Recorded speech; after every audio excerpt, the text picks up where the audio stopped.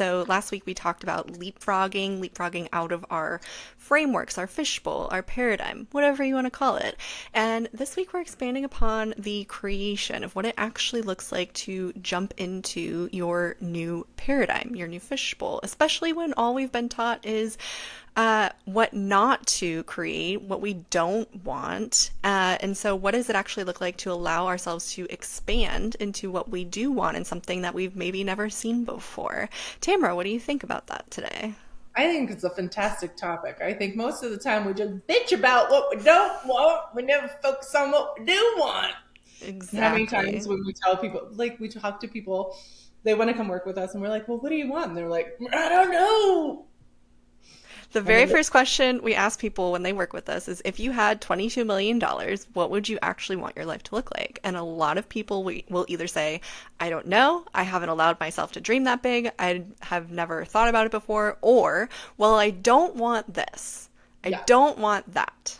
yeah. Or they want the complete antithesis of what they already have.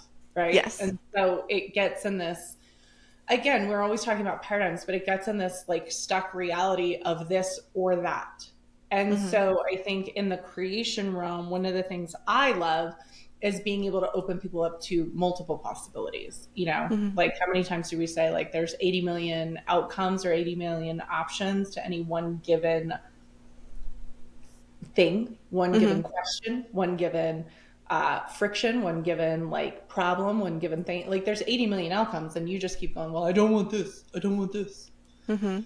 I think the challenge is the universe is listening and it doesn't know I don't. It just hears Mm. this. And then so Hmm. whatever the this is, you're like, oh, I'm getting more of that. Well, it's because you keep talking about it.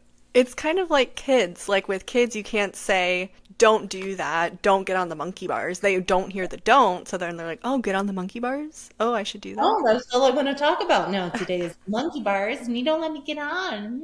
Hmm.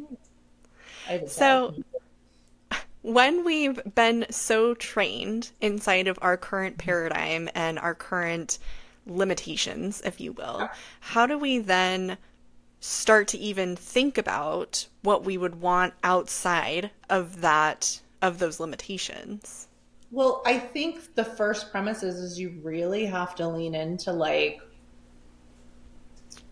an observer reality, right? So when you're in the reality, it's you can't see any other options because the reality is so dense. So it's like being in um a game. What is this when you're playing the game? This Video is like a game? video game. There you go. I know so little about video games. So when you're playing the video game, I have to give you like, what is that? Okay, so if you're playing the video game and the reality of the video game is set. The parameters are set. And so most people are just living their life like they're in the video game. And the options that you have in the video game are the only options available. Mhm. And so there's a really have you I don't know if you remember watching it, the Flatlanders experience where it went from 2D to 3D and it was like showing different consciousness levels. Do you remember that video? I very, very, not vividly, the We opposite of should vivid. find it and put a link if we can find it. Yeah. Because I think that was so key on how we relate to ourselves, how we relate to consciousness, how we relate to expansion, how we relate to creation. Is like if you are a 2D being or you're in a video game, you only have the options for the video game. You don't even know that there's an entire reality observing the video game. Or like people could see more options other than what you can see because you were locked in the video game. So the only video game I know is Mario Brothers or Duck Hunt. Like that's how old I am. And like, do do do do and like jump up and hit the thing and get a mushroom or something like that, I think. Like that's the only option or you die. Hmm. What a freaking analogy for life. That's the only option or you die and hopefully you have another lifeline and you start all over again. Right. And Hmm. so I think in a lot of ways that's how people live. So to allow yourself to zoom out from where you are, allow yourself to play in other options and other realities and other opportunities, like building that muscle is actually really key to expanding consciousness or to finding new pathways or to finding new like ways to live and be and breathe and eat, right? And I think that's the muscle that we haven't built. I think most people are literally just moving through Mario Land. Mm-hmm. 100%. Especially Mario Land. I don't think that's quite what it's called, but Mario Brothers. And they're in some land of something. I don't yeah, know. I forget what it's called. Something castle. Yeah. Peach is the princess and there's a castle somewhere. We I are never not the made that experts far. on this game. I never made it that far. I didn't know that was like part of it. But especially when we're in the survival mode of like, I don't have enough time, I don't have enough money. We're only looking for like the next, looking to live for the next week, looking to live for the next month. And like, how can we like just get through this rather than, okay, if I had all of the options available to me, like what options would I actually be choosing and what would I actually want to be experiencing? Yeah, and it really is built on the last conversation we were talking about fish bowls and paradigms because you get so locked in and so stuck. And so it doesn't matter like if I can't teach somebody how to like live in another fishbowl or to like jump out of their current paradigm or to build the muscle to do that, it doesn't matter how many options I give them for reality. Mm-hmm. They can't hold that frequency and they can't hold that opportunity and they can't hold that reality, right? Right. Because the belief system is so strong. And so, yeah, when you say like $22 million, what would you do? It's like some flavor of what they're already doing or what they don't like that they're doing Mm-hmm. is all like the same. And you're like, wow, that's so limited, right? So Mm-hmm. building the muscle to like become the observer of life shows you that your life isn't the truth and your life isn't real because you start to observe what you're looking at from a different perspective. Mm-hmm. And it's an interesting concept that you say, like, you can give people unlimited possibilities, but unless they can hold it, like, their, would you say, like, their belief system is so strong that they actually can't hold the possibility in a different reality. It kind of goes back to that frequency. Mhm. Uh, I don't remember what I called it, but like the levels of frequency that we talked about on the last episode, where like if you're down here in guilt and shame, survival, not enough, lack, then you can't necessarily hold a reality that would be like expansive and love and all these different possibilities because you're like down here in this lower level frequency. So if somebody is wanting to get out of that Mhm. and expand into new possibility and try to see something different. You mentioned like becoming the observer, Yeah. and that could be potentially moving from like lack, fear into like one next level up, like up into acceptance, up into Well, observing potentially. yeah, I think if you build the muscle of becoming the observer, you allow yourself to move up wherever you are, Mm, right? So even if like you may be at the bottom rung, you can move into the middle. You could move from the bottom all the way to the top. You can move from the middle all the way to the top. Like you can keep moving rungs and like keep expanding, but it takes a level of observation to be able to do it because you have to observe that what you are experiencing in reality, like you have to build the muscle. What I'm experiencing in reality is not real. mm-hmm, Like whatever happened this morning is like just part of what I've orchestrated, but it's not the truth. I'm the only one experiencing that, not everybody else is. Like you and I could be in the same room with the same events happening with a completely different experience. mm-hmm, This actually reminds me of my first event when I had like my first on stage event mm-hmm. for 3 days. Oh my God, this is like, I don't even know if I should share this. Do you think people are gonna like, You maybe should people. you should share it. Go ahead and share it. Okay, it's coming up in my awareness to talk about, and so I'm going to share it. So, my first 3 day event. Okay, so mind you, for those of you who don't know, like I have hosted retreats. I've been doing what I've been doing for like, you know, many, many, many, many, many years, and I'd worked with people privately for like, privately. I'd worked in like the retreat space, like 5 days, 7 days, groups of people, like small groups. This was my first time when I got the hit to like do an in-person event 3 days straight, like facilitating a group of like 30 people or something like that. I wanted Was more, but like, go ahead. was this like 2019, 2018? Oh, yeah, it was probably 2015. Cece was born in 2015. So it's probably 2017, 2018, 2019-ish. Yeah, something like that. And so my first event, and a lot of the people I knew, they were like past clients or they had wanted to work with me. And then there was a handful of people I didn't know, which was great, right? Like friends brought friends and they were like, you have to be here.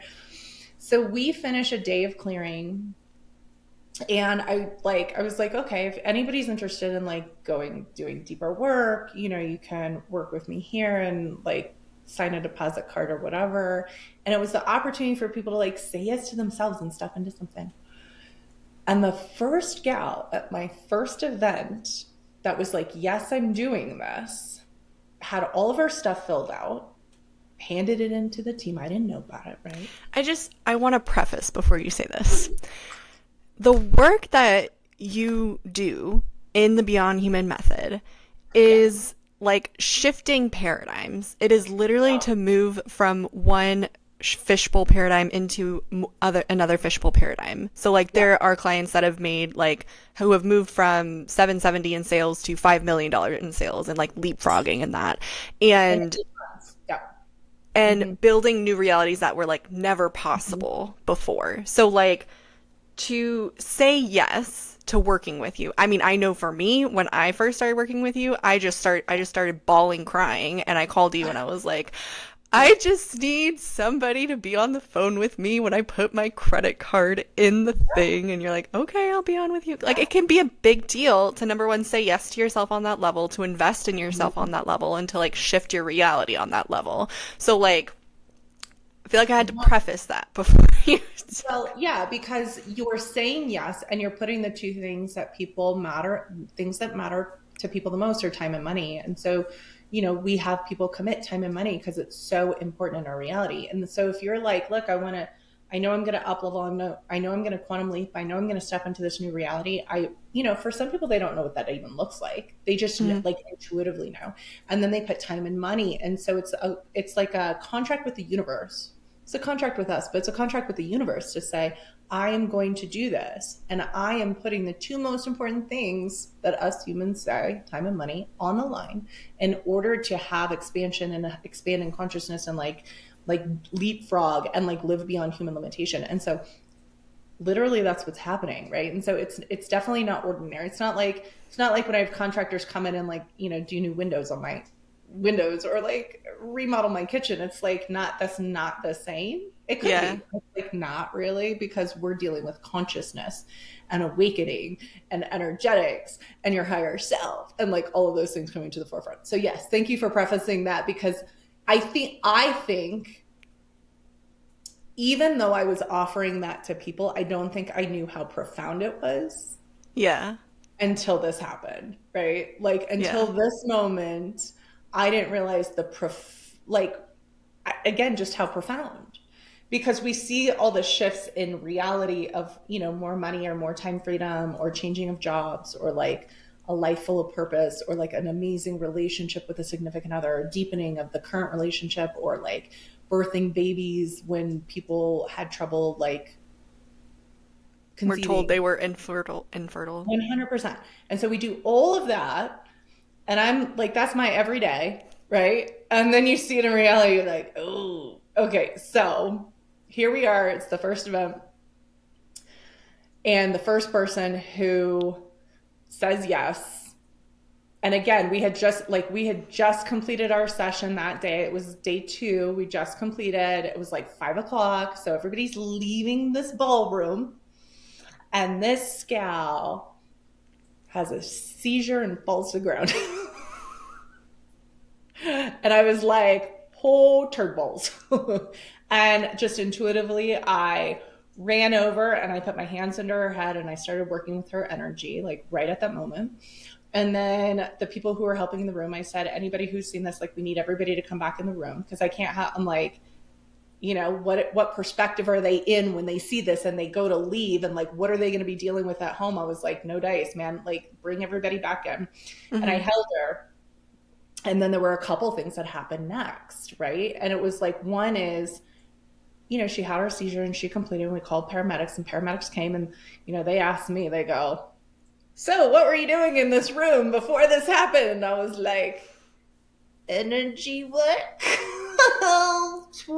And he just looked at me and was like, okay. It's like Denver. I feel like he was like, yeah, Not all the right. first time I've heard this before. Like I go through the airport, sometimes I get flagged and they're like, ma'am, what is on your chest? And I pull it out, I'm like, just my vortex. And I feel like the Denver TSA is like, All cool. right. Put the vortex in the fucking Denver bin. Airport's its own little weird vortex anyway, but They're like, ma'am, do you need to take your rock off? I'm like, I don't know. Is this gonna make it go whoop whoop? I'm like, I'm happy to take my stones off. It's fine. Anyway, it's like wild, right? So yeah. they're like, whatever, and they take her to the ER. And later, after I'm done with the session, I spend my evening in the ER too, just to make sure she's okay. And here was the thing though. We bring everybody back in. And when everybody comes back in the room, I start facilitating everybody on what just happened, right? Because I was like, we had just done we just done an afternoon of clearing energy. Now these people have this, right? And so I have to see where are they so that they can leave clear. And if they're not leaving clear, they're not leaving. Like I was like, Mm-hmm. you gotta leave in a clear space because you're not taking this shit home, right? And it was fascinating, the conversation. So like what I'm saying is like that event happened. And for me, I was like, okay, she literally was saying yes. She was the first person to like fill out her card. She turned it in and then she dropped, and it was like, okay, so she is changing her life. And the energetic change was so profound for her. It started shifting the molecules in her body. And had she ever had a seizure before? Nope. Not Thank a you. one. Yeah. And that was really her best friend came over and goes, "Oh my gosh, I'm sure it was like a sugar imbalance." And I'm like, "You're positive? You're gonna bet your life on a sugar imbalance?" I'm like, "Did you see what we were just doing in this room before this happened?" Right? And I was like, "Look, I'll bet you, and we'll go to the ER, and we'll see what's a what, okay? When we go to the ER." I was like, "But don't bet your life on something you're not actually sure about, right?" Hmm.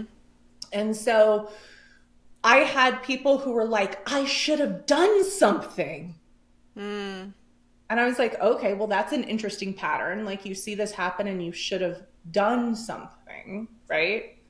This lady's having a seizure all on her own. And then I was like, look, we're not actually, and this is my own premise for allowing people to shift energy. I said, if we keep calling it a seizure, we're really locking something in. So we actually called it a shakedown. I was like, because what we saw in reality, right? So if you're observing, you saw the body shake and then she fell.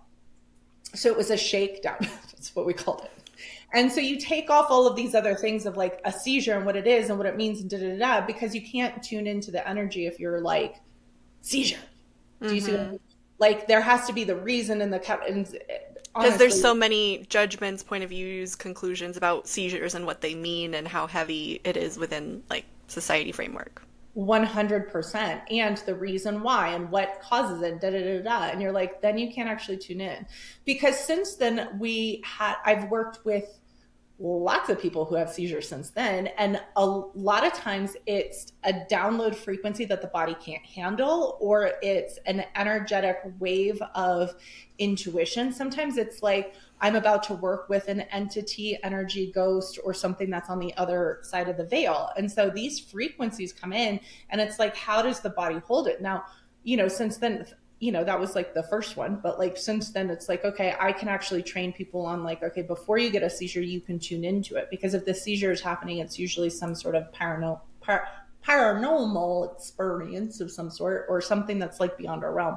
And so it's training the body to hold the frequency, and it's training the person to manage the frequency. It's training the person to tune in before it happens. Like we can actually do all that work. And then they actually stop having seizures because they've tuned in so much and they've surrendered so much. Anyways, off topic.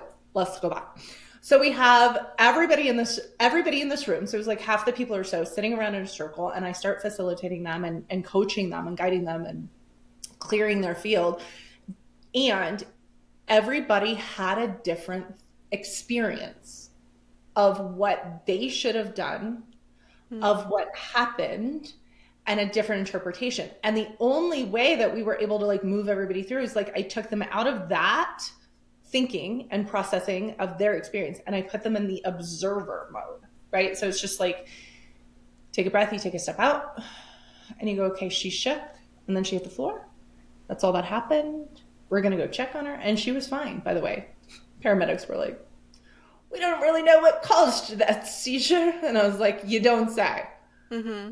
And I looked at my friend. I was like, would you like to pay me now? Did we have a bet on that? Because I think I won. Like, it just wasn't what everybody else thought it was. Do you know what I mean? Yeah. And so I think that's really like a fascinating telltale sign of like, we're not in observation. We're in our experience. We're in our triggers. We're in our perception. We're in whatever story we've told ourselves about life that we're not, we should do something about something, or we are in guilt or shame, or, you know, or this is why this happened. And you just made up a whole story. You don't even know, you know what I mean? Mm-hmm. And so I think that was a really good example. For me personally, I held her head, and it was my first event, by the way, y'all. Right. So like very raw inside of like logistics and everything. But I was like, ooh, I should have a liability release waiver that these people sign, because like, what just happened? I Mm-hmm. was like, I wasn't prepared for that. We had liability release waivers like coming out of our ears after that. We were like, yep, Mm-hmm. we're covered. And have you had a seizure at any of your events or shakedowns after Not at all. that? Not at all. Right. Fantastic. Well, and it also was a testament to, again, it was like the divine timing of it. It was managing the frequency of the room, managing the frequency of the work that we were doing, right? So I've learned to change the energies of the room and work with the frequency of the people. You know, I'm more attuned and more aware of all those things. And I work with people's energies even before they come into the room, you know, like Mm-hmm. we're constantly working with people. And so I think that's all a testament to it too. And she's 100. I mean, she was fantastic. We did a lot of we did a lot of deep work after that, you know, because she Mm-hmm. was like, I definitely, this is part of my path and I definitely want to be here. And that was definitely what happened. And I am saying yes. And there was a lot of big things she had to release. Mm-hmm. And so we did all that. And I think that's a great example, not just for the way that people had different perspectives as to like what happened, but also for her in saying yes, like what you had said before, like the body not being able to hold the opportunity or a different level of frequency. So like it's if you have been following us for a while or if this is your first time listening, we're not just saying like, oh, it's so easy, just pick a different paradigm. Like it's so easy, just like meditate and observe and like whatever. It's I wish it was that uncomfortable. like it's simple, right? And I Hmm. wish everybody could just do that. Hmm.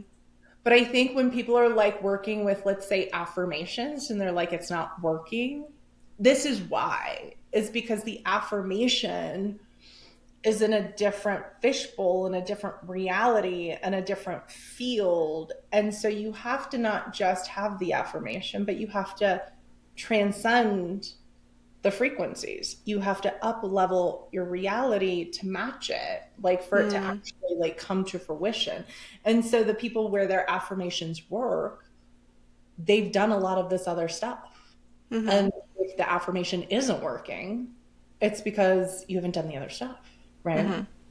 Yeah. So definitely a frequency and fishbowl reality. Yeah. Like we're not saying like it's not just like, oh, just pick a different one and it's so easy, but like it takes uncomfortable action and uncomfortable choice to actually get out of your paradigm and out of your fishbowl. Because I've spoken to a couple people that are like, oh yeah, I've jumped out of the fishbowl, but the new one just hasn't like come to fruition yet. Or like, oh yeah, I feel like I've jumped out and like I'm just like in that in between phase where I've jumped out and I haven't jumped in the new one yet. And I'm like, are you sure? Are Yeah. like how do we know that for sure? Maybe Yeah. that's a great question to ask you, Tamara. Like how would you know if you fully jumped out of the fishbowl? You no longer have the old triggers that you had before. So like you're untriggerable. You're welcome. What's our word of the day? See your Sesame Street with your word of the day. Untriggerable. I'll be Hmm. here all day. I'm a new character on the Sesame Street. Okay, so you're untriggerable.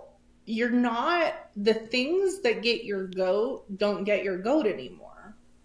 I there's very little that gets my goat. I mean, I could tell you about that conversation I just had over the weekend with my ex. He was like, okay, Cece went through my texts, and now we have to have. He's like, I don't know what to do about this, and it was again. Why is it always first thing in the morning? Like I'm not fully Before in you have your coffee. before I. It's like it's the test. My higher self has tested me. They're like, we're gonna make sure you can sling some transformation no matter what. And I'm like, let's Hmm. have it. Okay, so before the coffee, but you just go like untriggerable.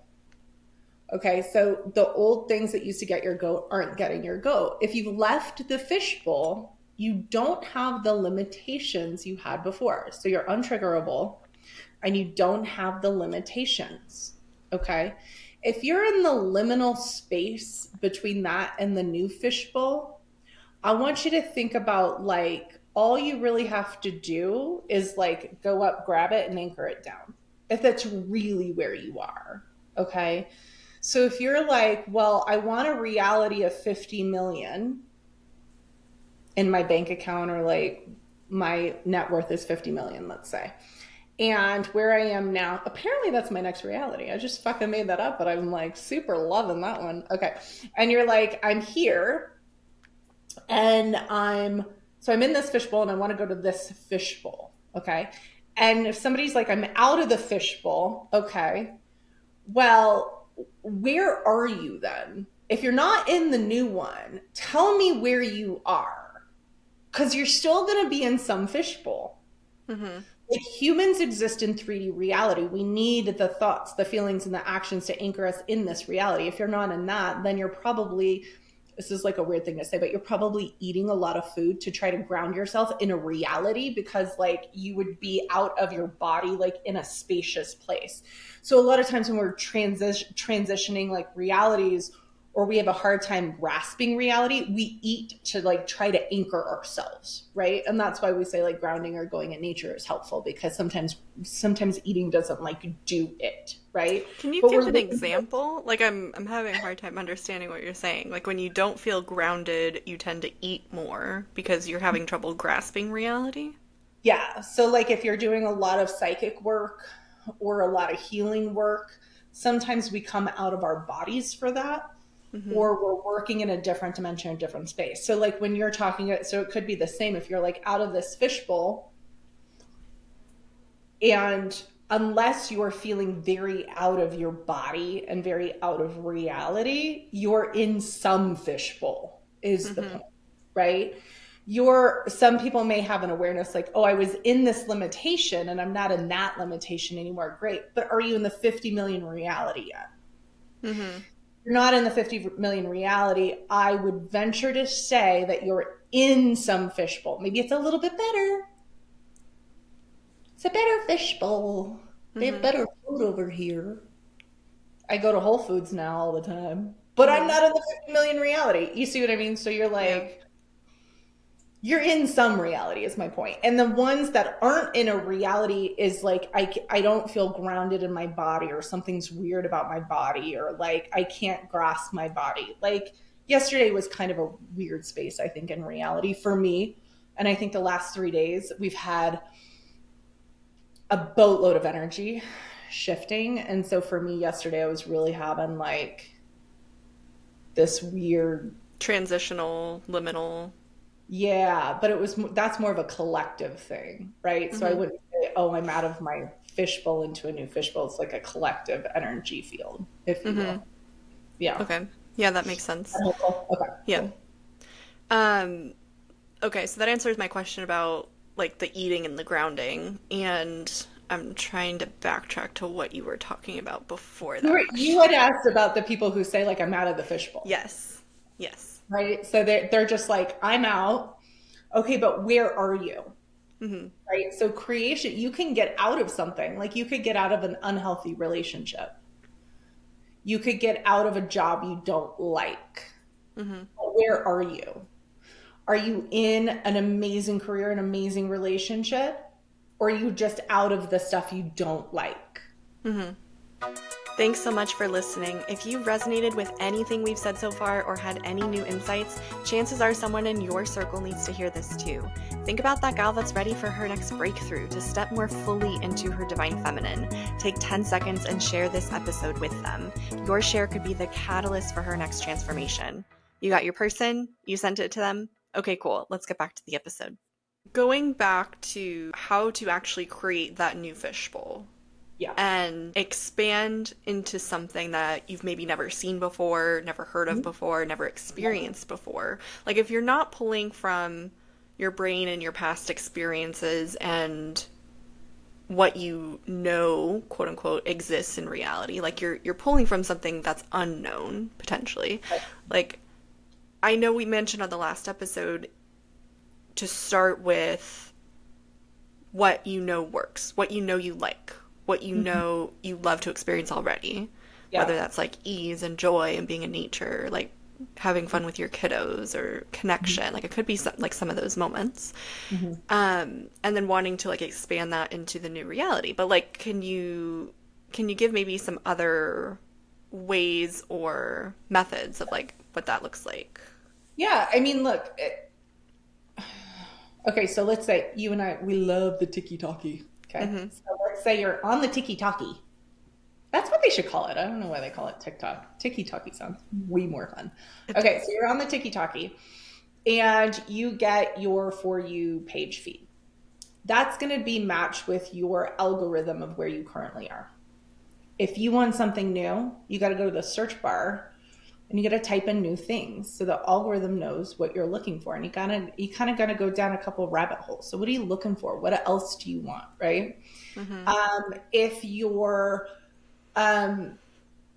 like, it just keeps coming to me, so I'm going to say it. But like for us, when we talk about money, I recommend two books if you want to get out of the money paradigm. The first is The Soul of Money.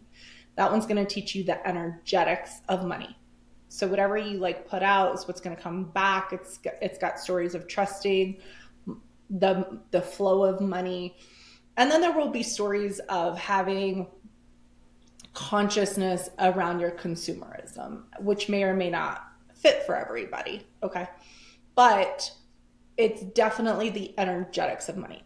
The second book I recommend people read, and it's not watch the movie, but it's read Crazy Rich Asians. And the reason being is because it's so wild. All of the money realities that could exist that we are not privy to. Okay. Mm-hmm. And so if you're not actively seeking something that is not in your reality, so if you're not actively seeking something more expansive, you're going to get same old, same old, same old, same old because it's in the same fishbowl, Mm-hmm. right? So for people who are like, let's say a hippy dippy. Okay, I'm the Lux hippy dippy. I'm the most hippy dippy luxury lady you will ever meet. Okay, I'm Mm-hmm. very conscious consumer. I like essential oils. Like all of my body products are EWG certified. Like I'm hippy dippy. I love my baking soda and my, it's like super weird things. Okay, hippy dippy. However, a lot of times when I talk to hippie, dippy, consciousness females, and I talk about a luxurious lifestyle, it is the antithesis of where they are and they cannot receive it. In their reality, no way could luxury and conscious consumerism both be connected. Mm. And so that for me is my fishbowl, but for them is so far removed from a possible reality. Mm-hmm. And I think that's really fascinating. So it's like you have to start to train your brain. Oh, hi. Hi, kitty, kitty. You have to start to train your brain to open up to other possibilities and other realities. Like all of a sudden, and I'm open up to some weird realities. Like there was this one there's like multiple handfuls of communities where everybody has a plane, and so you have a plane hangar. It's a community. So instead of a car garage, you have a plane hangar, and everybody has a Mm. plane. So it's your house, but you pull in with your airplane and then you leave with your, so the streets are as wide as an airplane. Oh my gosh. Yeah. And this one dude was like, I'm going to go visit my friend who's like 3 miles away. And he takes his plane. And then he's like, and it's one of them's in Florida. I think one of them's in Texas. I'm sure they're like all over the place. Probably in the Yeah. plains, like fucking Illinois or something, you know? But That's like, that's a fascinating. fucking reality. That was not in my fishbowl until I saw that motherfucker. And now I'm like, maybe I want that new fishbowl, Mm-hmm. right? Like, that would be kind of fun. I would need to learn how to fly a plane. I got a guy if you need one. Okay. I'll learn to fly from your guy. Mm-hmm. Yeah. Well, so it sounds like it's being open to seeing something new, like going on your tiki-taki and like searching, being on the search for Mhm. something else. And I think of like Pinterest also, like when you're creating a new board on Pinterest and you're like, Mhm. I want to see this. And then it Mhm. starts giving you things, you start pinning things, and then your algorithm it starts giving you, oh, is this what you're looking for? Oh, do you want more of this? And you get to like curate your algorithm in a particular way. Like you're Mhm. kind of doing that with life. 100%. And that's how life is responding. So life and the universe is just one giant algorithm. So Mm-hmm. what's showing up in your reality is the same thing that's showing up in your algorithm. And it'll be consistent with either your triggers or your dislikes, your likes, your loves, the things that you're actively searching for. It's just like, when somebody says, um, like, for example, my daughter kept talking about Rivians, the electric trucks or something, right? Mm-hmm. And then I see more Rivians, and then I'm like, huh, would my next car be a Rivian? You know what I mean? It's like that dropped into my reality, but now I'm consciously aware of it, and now it's like showing itself, and now I'm like, maybe I'm gonna buy a Rivian, like, Yeah. you know? Yeah. It's just like that. So the universe is one giant algorithm feeding you what your frequency is, what your thoughts are, what your belief systems are. Unless you change that, it's going to build the same. In order to get you to a new fishbowl, we have to tend to all those pieces, right? To get you to Mm-hmm. leapfrog. And without doing that, you just won't leapfrog. You might get there subtly. You might get there eventually. You might get there this lifetime, maybe next lifetime, and the next two lifetimes. I don't know, like what your path is, right? But like to really do those big leapfrogs now, leapfrog jumps now. I don't think we should do leapfrogs. I think we should leapfrog jump, maybe. Mm-hmm. Like, you have to tend to all those things. So the creation is really observing and thinking outside the box and learning new ways to be, think, and believe, and to honor yourself in a new light, and to believe in yourself, and to see your strength, your consciousness, your expansion, your capabilities, all of those things. Yeah. And I sense that's exactly what we came here to experience, like the leapfrogging and the creation and expanding bigger and bigger than what we thought we could have even imagined.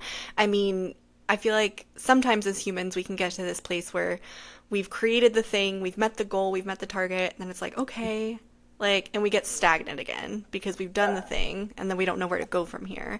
Mhm. But there's always something else we can expand. There's always something more that we can experience. And not from a place of like the consumerism or capitalism, but one of our participants is like obsessed with ease. And it's like, it's not about more things or about more experiences, it's about expanding the ease.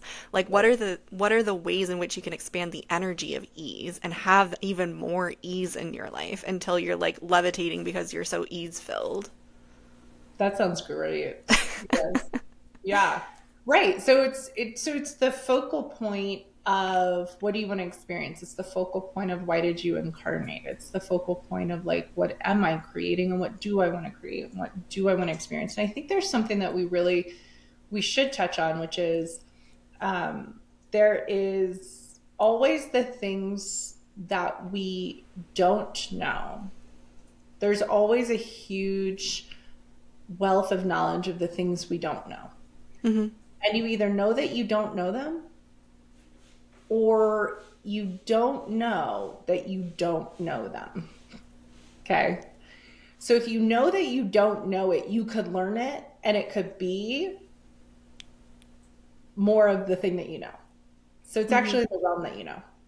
But if you don't know that you don't know it, like that's really where this expansion and leapfrog happens, is because you're almost like, well, I didn't know that I didn't know that. Like I didn't know, like for our client that went from a $700,000 closing to 5 million, she didn't know that that leapfrog was even in the realm of possibility, Mm-hmm. because everything in the real estate industry would tell you like small moves and do this and work at it, you know what I mean? Or if it's like an I am always down for what I don't know. So like you show me a fucking neighborhood where everybody owns an airplane and the streets are that big, I'm like, I didn't know. That's a possibility. Show me more of what I don't know, and let's make it in the realm of what I do know. You know what I mean? Like let's Yeah. keep showing me more of what I don't know. But we get stuck because we're so certain of life. We're so Mm. certain of a reality. We're so certain of the things that we don't know, and we're rarely interested in being odd, Mm-hmm. in awe. You know what I mean? That's what I Mm-hmm. mean. So And it sounds like it's the difference between pulling from like knowledge and what we think we know, and similar to like the conversation we had on the last episode about being an expert versus like beginner's mindset. And the being the expert is always having the beginner's mindset. yes. So Hmm. like whether you're pulling from knowledge and past experiences versus like wisdom and consciousness and like intuition and like where else you could expand in that realm too. Yeah. And so wisdom and consciousness brings up an interesting point, which is like, some might call it the Akashic. I would call it like wisdom. I would say it's all knowledge of all the universe, of all time, space, dimension, and reality exists, which is also where our highest consciousness exists. And then our human form and our human brain is determining what we're going to experience or what knowledge we have access to. Mm-hmm. If you're human, if we remove that limitation and we allow you to expand, and you desire to expand into the wisdom realm, into that Akashic realm, into the realm where all time, space, dimension, reality, and knowledge exists, then you can access anything you want. Any not like you could be like, oh, I really want to learn this gardening thing. And you could just be like, and that's it. You just Mm-hmm. like downloaded it from the Matrix or like whatever you want to call it. But it could be like Akashic or wisdom or whatever, right? And so that's the difference. What I say the difference between wisdom and knowledge is, because knowledge is such a subset group of information that you already know. Wisdom is like I can download from anything at any point in time. And I think the more that we're in that wisdom realm, accessing Mm-hmm. wisdom, like that's where we start getting the leaps. And that's where you start to be like, Psh, I can do anything. Like Mm-hmm. there's nothing I'm not with. I really believe I can fucking do anything. I'm Mm-hmm. just like, do I want to? Am I willing to like focus on that today? And I'm real clear. I'm like, I am not learning how to fly a plane today. That Yeah. is like not what I'm doing. Yeah. But It like in my house, right? Like a few weekends ago, I was like, you know what? Not one dude has come over to my house and fucking like fixed my vent. They fucked it up, but they didn't fix it. And I'm like, you know what? I'm gonna do that today. mm-hmm.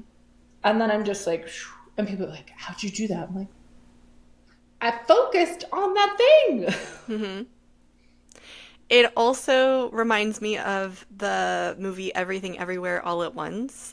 Like, you can either pull from your current, let's say, lifetime, like all the knowledge you've accumulated in this lifetime, or in the movie, she's like jumping to different versions of herself in like different timelines, different realities. And she's like, oh, well, do they know how to do this? Do they know the answer to this? And she's like jumping and like pulling it out of the ether. And then Yeah. like jumping to the other one, pulling it out of the ether. And like that's kind of what I could see too, is like the knowledge that you've accumulated from past lives, or like different wisdom you've accumulated from past lives, or like wisdom from like higher consciousness, wisdom from intuition, or like just the general like oneness consciousness that we've like all accumulated together too. Yeah, because oneness consciousness is all the information connected to Hmm. all time, space, dimension, and reality. That means there's no separation. And like, I'll take it one step further. It means there's no separation between us and the aliens, Hmm. between us and gods, between us and the angels, between us and whatever the fuck you think is right. It's so funny. I just had this thought. I'm like, agnostics and atheists are real interesting, right? Like agnostics are like, I believe in something, I don't know quite what it is, but like I believe in something. And atheists are like, I don't believe in anything. But do you know how many atheists are like, aliens are probably real? Yeah. I got you. If you're listening to this and you're an atheist, you're like, aliens are probably real. And then you're like, but I don't believe in anything else. And I'm like, I think aliens and gods and angels, I think all of that is like the same thing. See, I just went like Mm. super simple, like my mouth. I'm like, they all the same. Oh, We just call it interesting. different things. Um, Anywho, different topic, but like all of that is like all of the consciousness, and then we basically incarnate into this human 3D form to be like, I'm going to take this string and then I'm going to be connected to all this consciousness, but like you get to say how much you're going to receive or how much information you're going to dial into, or how you're going to function inside of like all of that consciousness inside of your little ray of light, if you Hmm. will. Yeah. Hmm. And it coming down into this human body, it's like it's not a make wrong. Like when we say like human limitation, it's not like you're in this human body and it's a make wrong that you're in a human body. Like we literally came here to experience being human, Yeah. being able to, you said on the last episode, like drink our coffee and have the chocolate and like hang out with our kiddos and like be able to experience everything that it means to be human through the five senses and through the human body. The Yeah. thing of it is when we are on Earth and we agree to all of the human agreements and contracts about time, about money, about how to be successful and how to survive and how to live life. Like, those are the human limitations that get in the way of then accessing the higher levels of consciousness that we forgot about when we came here for. Yeah, it's like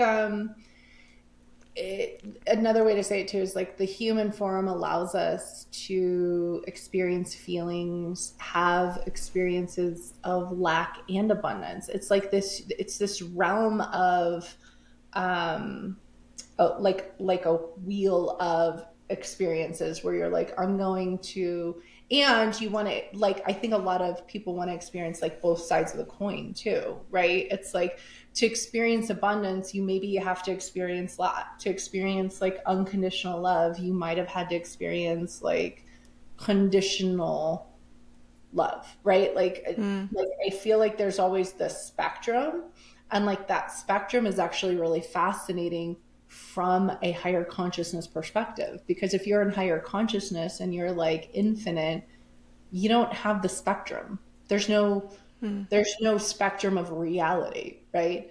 And so like this is the place where we incarnate, but the human limitation is the one that says that scarcity is true, that lack is true, that you can't just download information into your brain and live like that. That humans are just, and you fill in the blank.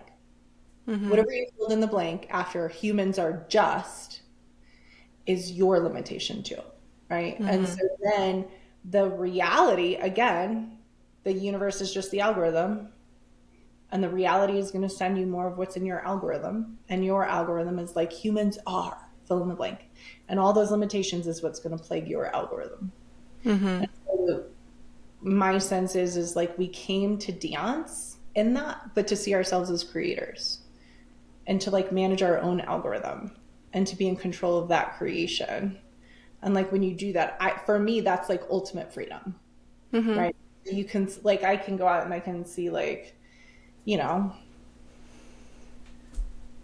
like my kid was looking through her dad's chats, and found the whole conversation from the mom who said, Tamara did this, this, this, and we're no longer having our kid play with Cece. And Cece was like, what is that about? And we sat down, we had the whole conversation with her. I did, because my ex was like, I don't know how to handle this. Like, could we get on a call? I was like, yes. Right. And so, like, that too, there's no limitation in it, and it's part of the whole experience. And so it's like all of that too is this human makeup, this design of what it means to be human. 100%. It's like we came down to play a video game like Mario Brothers. Like our soul is made up of that higher consciousness. We're coming down to like play a video game as humans, and the ultimate consciousness is like being aware of that, being aware that we are a soul just playing a game for a little while, and none of it is like true or real, and we can play it however we want to play it. We can even choose to play a different video game, like jump from one video game into another video game.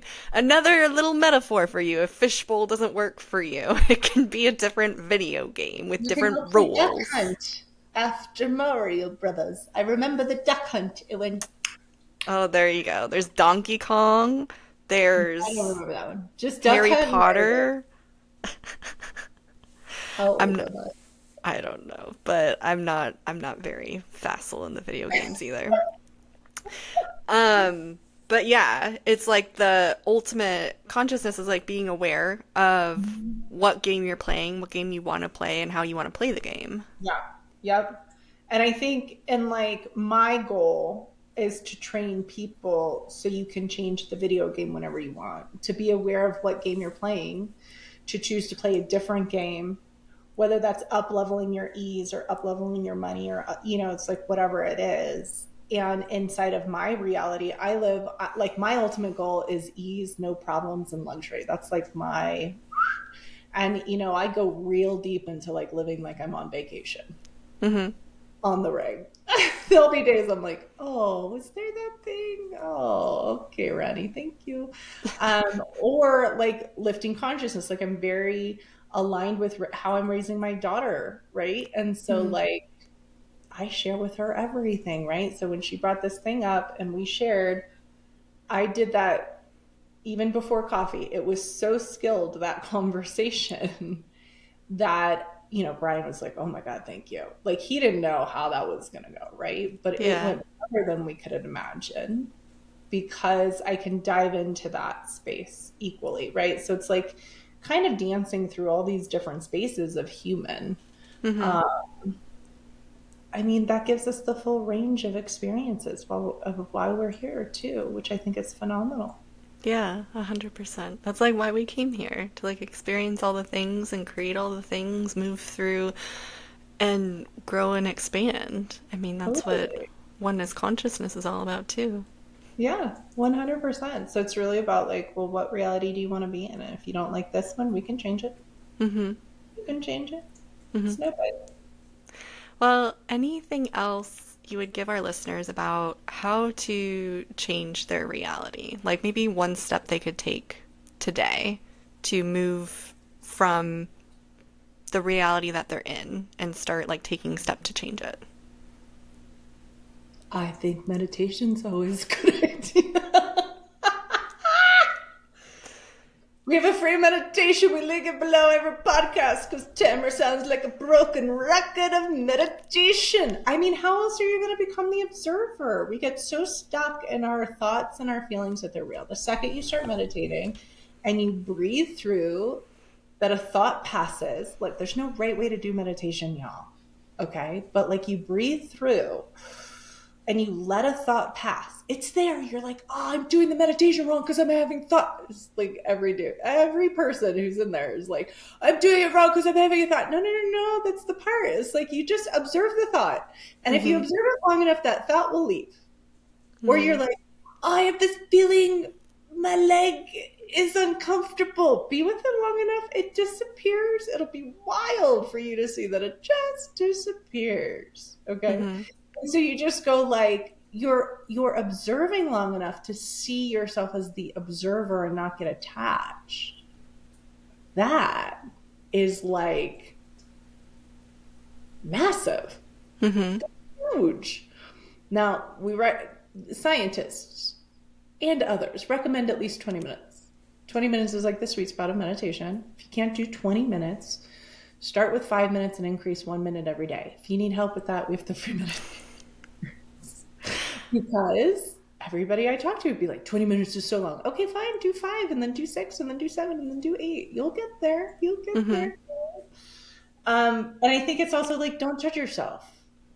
Don't judge yourself. And if you get triggered, don't judge that. Every time you judge, you get attached. Every time you get triggered, you get attached.